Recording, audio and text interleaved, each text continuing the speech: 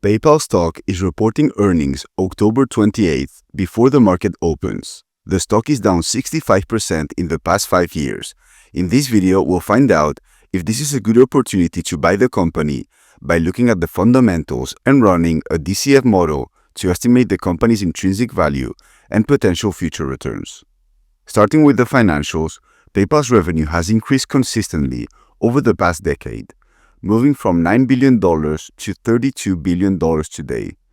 Even though revenue growth percentage has slowed down in the last year, the company is still expanding, and analysts expect this trend to continue. In fact, forecasts show PayPal growing from $33 billion this year to $42 billion in 2029. Profitability has followed a similar path. Net income has grown quite steadily, from around $1.2 billion to $4.6 billion today. And what I particularly like about PayPal is that its free cash flow is even stronger, rising from $1.8 billion to about $5.2 billion now. Analysts also expect profit to continue increasing, with earnings per share projected to move from $5.36 per share this year to about $8.18 in 2029. If you assign an 18p to the company then, it would make it a $151 stock, meaning 116% returns from today's levels. I agree with this positive outlook because PayPal still has multiple growth drivers ahead. Braintree, which is a company owned by PayPal that helps businesses accept payments online and through mobile apps. I think once Braintree's growth reaccelerates, something PayPal deliberately slowed down to focus on profitable growth rather than growth at any cost, and the company manages to maintain overall profitability, it will serve as a strong positive catalyst.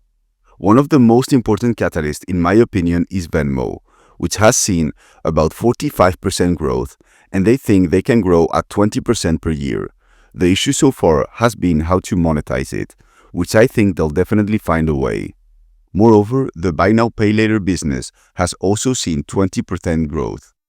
And one last thing that I think is extremely important to mention about PayPal's financials is the share buyback program. The company has been buying back shares aggressively, and that's something I really like. By reducing the number of outstanding shares, each investor ends up owning a larger portion of the company and its profits.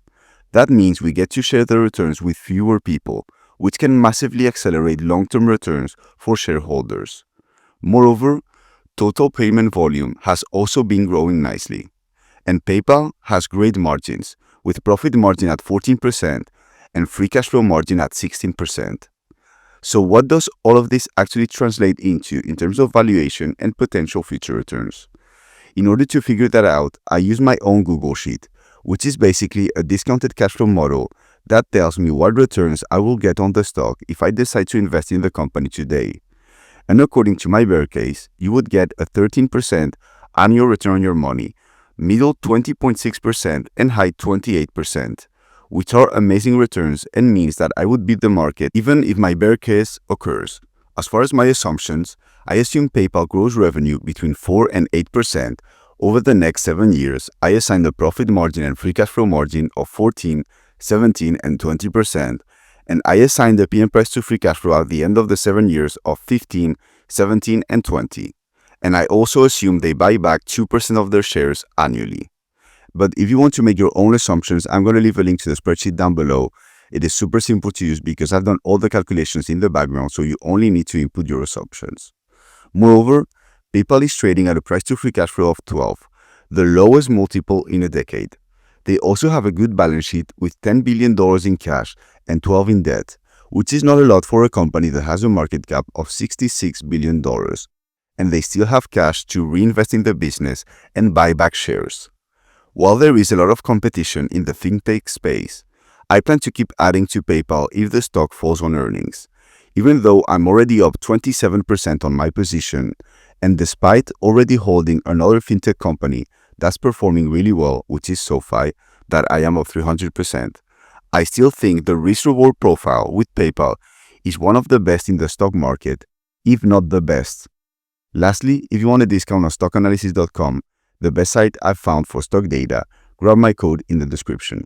I hope you found this video valuable. Let me know what you think about PayPal stock in the comments, and I'll see you in the next one.